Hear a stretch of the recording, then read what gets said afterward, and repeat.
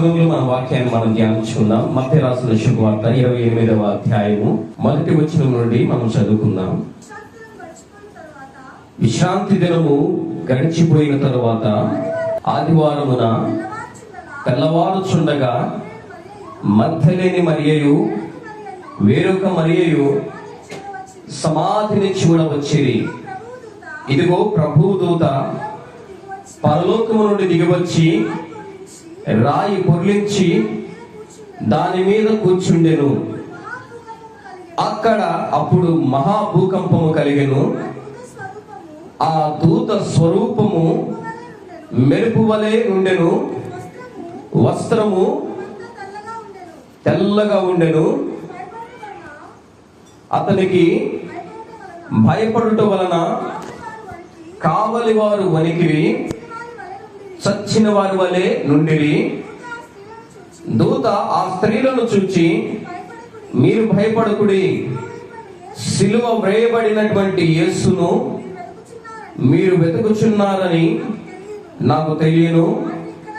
ఆయన ఇక్కడ లేడు, తాను చెప్పినట్లే ఆయన లేచి ఉన్నాడు. మనము పునరుత్థాన దినం నాడు ఈస్టర్ రోజు మనం చెప్పుకుంటా ఉంటాం. యేసుక్రీస్తు వారు పునరుత్థానుడయ్యాడు. ఆ సమయంలో ఏం జరిగింది, ఆయన లేచిన తర్వాత ఏ సంఘటనలు జరిగాయని కొన్ని విషయాలు, కొన్ని వాక్యాలు మనం చదువుకుంటూ ఉంటాం. అక్కడ స్త్రీలు అక్కడికి వచ్చారు, సమాధి దగ్గరికి వచ్చారు. ఎందుకు వచ్చారంటే నిర్జీవముగా ఉన్నటువంటి యేసుక్రీస్తు వారి యొక్క దేహాన్ని చూడటానికి వచ్చారు. అంటే ప్రాణంతో ఉన్న దేహాన్ని కాదు, కానీ నిర్జీవముగా చచ్చిన స్థితిలో ఉన్నటువంటి మృతతుల్యమైనటువంటి యేసయ్య దేహాన్ని చూసి, ఇదిగో ఆ దేహానికి సుగంధ ద్రవ్యాలు పూయటానికి అక్కడికి వచ్చారు.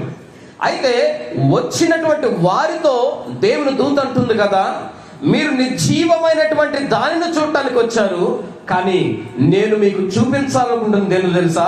శక్తివంతుడైనటువంటి పునరుద్ధారుడైనటువంటి మహిమ శరీరము కలిగినటువంటి దేవాది దేవుని నేను మీకు చూపించాలనుకుంటున్నాను. హల్లెలూయా. ప్రియమైన దేవుని బిడ్డలారా, మన జీవితాల్లో కూడా, మన ఆత్మీయ ప్రయాణంలో కూడా, మన బ్రతుకుల్లో మనం ఊహించినది, మనం ఆలోచించేది, మనము కోరుకునేది ఎలా ఉంటుందంటే కొన్నిసార్లు నిర్జీవమైన దానికి కనీసం ఈ దర్శనం అన్న దొరికితే బాగుండు, లేదా ఇదన్నా జరిగితే బాగుండు, అంత పెద్ద జరగపోయినా కానీ ఈ చిన్న సహాయం అన్న దొరికితే బాగుండు అని మనం ఆలోచిస్తూ ఉంటాం. కానీ మన పట్ల దేవుడికి ఉన్నటువంటి ఉన్నతమైన ప్రణాళిక ఏమిటంటే, నీవు నేను వెతికేది నిర్జీవమైనటువంటి, ఇదిగో ఇంతలో కనబడి అంతలో మాయమైపోయేటువంటి జీవితాలు కలిగినటువంటి మనము, మట్టికి మన్నైపోయే మనము, కొద్ది కాలమే మన జీవితాలు కలిగినటువంటి మన జీవితము, అధిక బలం ఉంటే 80 సంవత్సరములు, అది కూడా ఆయాసకరమే. అటువంటి జీవితాలు జీవిస్తున్నటువంటి మనము, మన యొక్క ఆలోచన విధానం కూడా ఎంతవరకు ఉంటుందా అంటే, ఇదిగో పరసంబంధమైనటువంటి వాటిని, పరసంబంధమైనటువంటి దేవుడి యొక్క ఉద్దేశాలను, దేవుని యొక్క ఆలోచన విధానాన్ని, ఇదిగో అలాంటివి మేము పొందుకోవాలి అనే తరహాలో మనం ఆలోచించం. కానీ ఎక్కువ శాతం మన ఆలోచనలో, మన మధ్యలో వచ్చే ఏమిటంటే భూ సంబంధమైనవే. ఎందుకంటే మన శరీరము భూ సంబంధమైనది, మన ఆత్మ పర సంబంధమైనది. భూ సంబంధముగా మన శరీరం ఉన్నది కనుక, ఆ శరీరంలో మనం వసిస్తున్నాము కనుక, ఆ శరీరంలో ఉన్నటువంటి మన జీవితం, మన ఆలోచన, మన విధానాలు భూ సంబంధంగానే ముందు కొనసాగుతూ ఉంటాయి.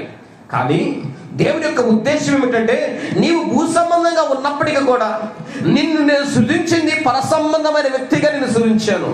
ఆనాడు దేవాది దేవుడు మట్టిని తీసి నరుని చేసి వానికి జీవవాయువును ఊదిన తర్వాత, నరుడిగా మార్చబడిన తర్వాత, వానిలో ఎంత పవిత్రత ఉన్నదంటే, దేవుడు ఏ రీతిగా అయితే ఉన్నాడో, ఇదిగో ఈ మనుష్యుడు కూడా అదే రీతిగా జీవించాలి, అదే రీతిగా బ్రతికాడు. కానీ పాపము చేయటం వల్ల, దేవునికి అయిష్టంగా జీవించడం వల్ల, తన ఇష్టం వచ్చినట్లు కోరుకోవటం వల్ల ఏం జరిగిందంటే, శరీరాశను కొని తెచ్చుకున్నాడు, నేత్రాశను కొని తెచ్చుకున్నాడు. ఇలా భూ సంబంధమైన వాటి కొరకు పరిగెత్తడం ప్రారంభించాడు. అంతకు ముందు మనం గమనించినట్లయితే చెట్లు నాటన అవసరం లేదు, అలాగే వాటికి ఎరువులు కానీ నీళ్లు కానీ ఏమి చేయని అవసరం లేదు.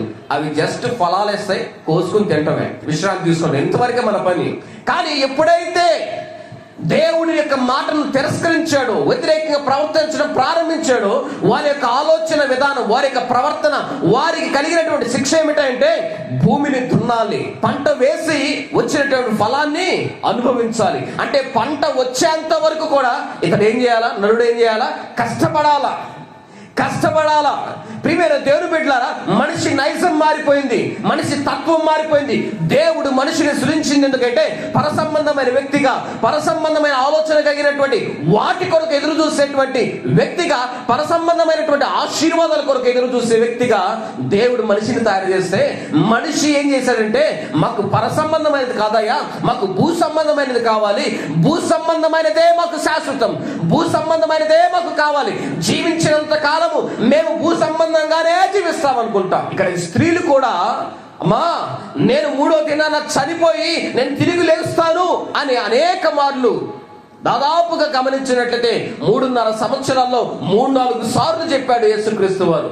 ఇదిగో మనుషులు నన్ను మరణానికి అప్పగిస్తారు, నేను చచ్చిపోబోతున్నాను, మరలా తిరిగి 3వ దినాన్ని నేను లెగుస్తాను అని దాదాపుగా 3-4 సార్లు సెలవిచ్చారు.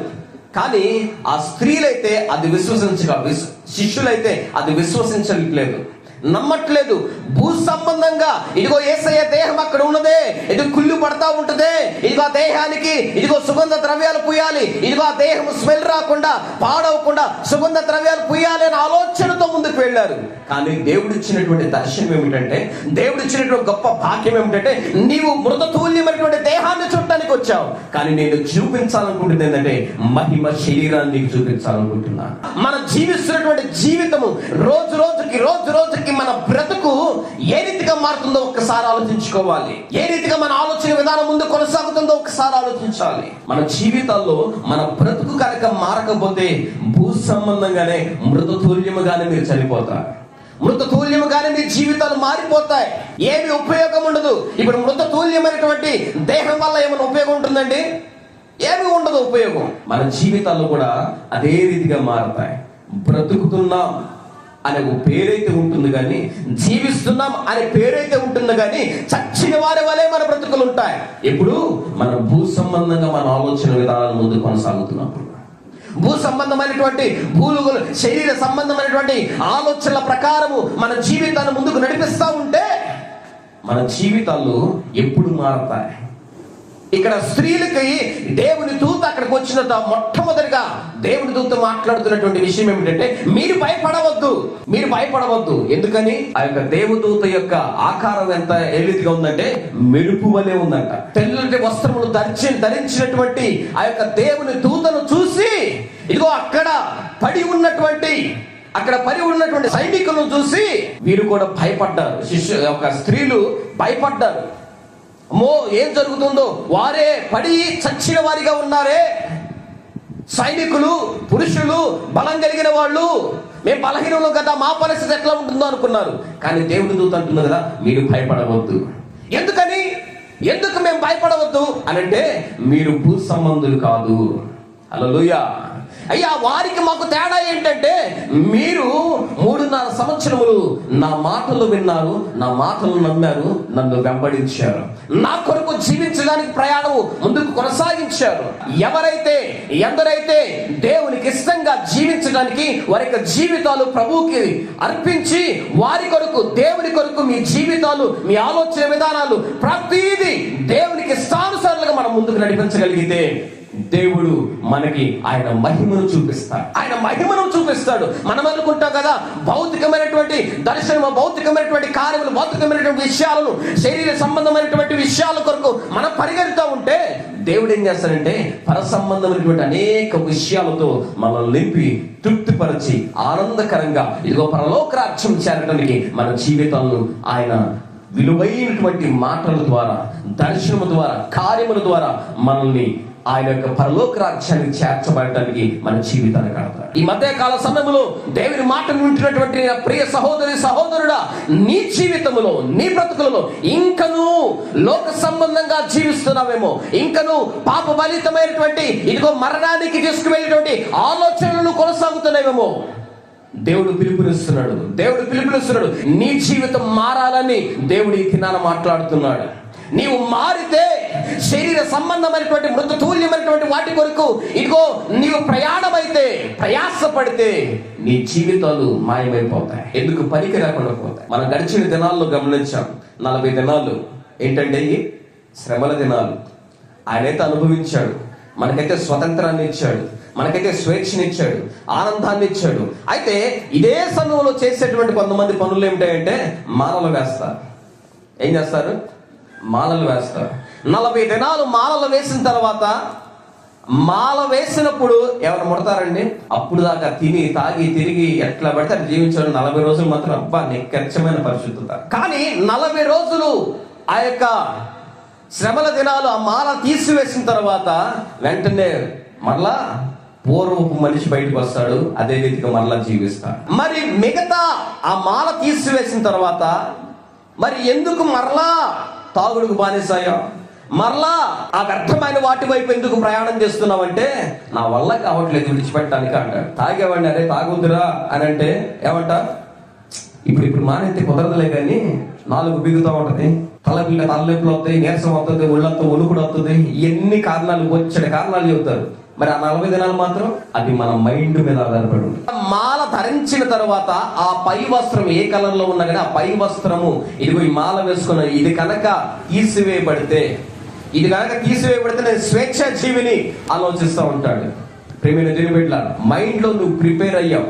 ఇదిగో ఈ మాల లేకపోతే ఈ తెల్లటి వస్త్రము నా ఒంటి మీద ఉంది కాబట్టి నేను తప్పు చేయకూడదు, మరలా పాపము జోలికి పోకూడదు, మందు జోలికి పోకూడదు, అది చేయకూడదు, ఇది చేయకూడదు అని కండిషన్స్ పెట్టుకున్నాం. కొంతమంది అయితే మహాభయంకరంగా చేస్తూ ఉంటారు. ఎలా అంటే చెప్పులు కూడా వేసుకోకుండా ఎండలకి కాళ్ళు కాలుతున్నప్పటికి కూడా ప్రయాణాలు చేసుకుంటూ పోతా ఉంటారు. కానీ మిగతా రోజులు ఏంటంటే మనిషి యొక్క ఆలోచన విధానం ఇదిగో ఈ తెల్లటి వస్త్రం తీసేసిన తర్వాత, ఈ మాల తీసేసిన తర్వాత మనం ఎట్లయినా ఉండొచ్చు, కానీ మాల అనే తెల్లటి వస్త్రము మా మీద ఉంటే మాత్రం ఏది ముట్టడానికి వీల్లేదు అనే ఆలోచనలో మనం సర్కిల్లో ఉన్నాం. ప్రియమైన దేవుని బిడ్డలారా, అదే రీతిగా మాల అనేది మంచిదే అంటే అర్థం ఏంటే నేను మంచిది అన్నదానికి అర్థం ఏమిటంటే నీవు మాల వేసిన తర్వాత 40 రోజులన్నా మంచిగా ఉంటున్నావు.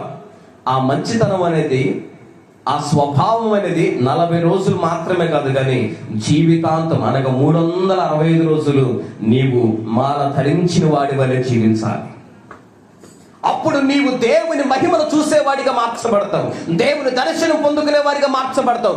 దేవుని యొక్క మేలులు, ఆధ్యాత్మికమైనటువంటి మేలుల చేత నింపబడి నీవు దేవుని యొక్క సన్నిధానమునకు, దేవుడిచ్చే ఆ పరలోక రాజ్యమునకు, దేవుడిచ్చే ఆ యొక్క శాశ్వతమైనటువంటి రాజ్యానికి వారసుడిగా మార్చబడతావు. ఈ లోకములో ఏముందంటే ఇంతలో కనబడి అంతలో మాయమైపోతారు. ఇప్పుడు గడిచిన దినాల్లో టెర్రరిస్టులు అటాక్ చేసి ఒక 20 మందిని చంపారు. వాళ్ళు ఎందుకు వెళ్ళారు అక్కడికి? అది యాక్చువల్గా టూరిస్ట్ ప్లేస్ అంట. టూరిస్ట్ గా వచ్చారంట వాళ్ళు. టూరిస్ట్ గా అక్కడికి వచ్చినప్పుడు వాళ్ళు ఎందుకు వచ్చారు? ఎంజాయ్ చేద్దాం అని వచ్చారు.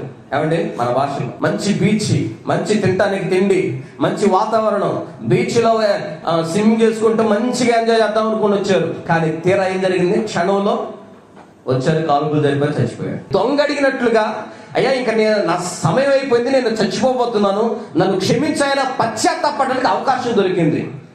కానీ మరి నీకు నాకు అటువంటి మరణం వస్తుందా? లేక ఒకేసారి హార్ట్ అటాక్ వస్తుందా? యాక్సిడెంట్ చచ్చిపోతే, హార్ట్ అటాక్ వచ్చి చచ్చిపోతే, మన కాలుపులు జరిపినట్టు అంతే కాలుపులు జరిగితే ఎప్పుడు ఎలా ఏ రీతిగా చచ్చిపోతామో మనకి తెలియదు.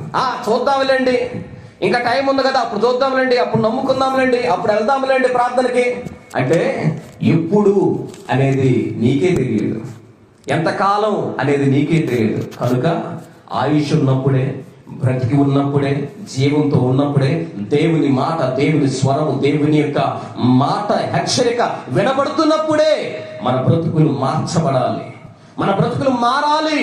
ఇప్పటికైనా ప్రియమైన దేవుని బిడ్డలారా మారి ఆయన సొంత రక్షకుడిగా అంగీకరించి మీ జీవితాలు కట్టుకోవాలని ప్రభు పేరిట మనం చేస్తున్నాం. ఇక్కడ స్త్రీలైతే భౌతికమైనటువంటి శరీరాలు చూడటానికి వచ్చారు, కానీ దేవుడైతే వారికి మహిమ శరీరాన్ని చూపించాలనే ఆలోచనతో ఆయన కలిగి ఉన్నాడు. కాబట్టి నీ జీవితాన్ని కనుక ఆయనకు అప్పగించి ఆయన మార్గంలో ఆయనను చూడాలని, ఆయన మేలును పొందుకోవాలని, ఆధ్యాత్మికంగా నా జీవితం కట్టబడాలని ఆయన నువ్వు ఆలోచిస్తే దేవుడు నీ ఆలోచనకి రెట్టింపు దీవెన, నీ ఆలోచనకు మించినటువంటి కార్యములు ఆయన నీ జీవితంలో చేసేవాడే ఉన్నారు కనుక అటు కార్యములు దేవుడు మన జీవితంలో నిశ్చయముగా జరిగించును గాక. ఆమేన్.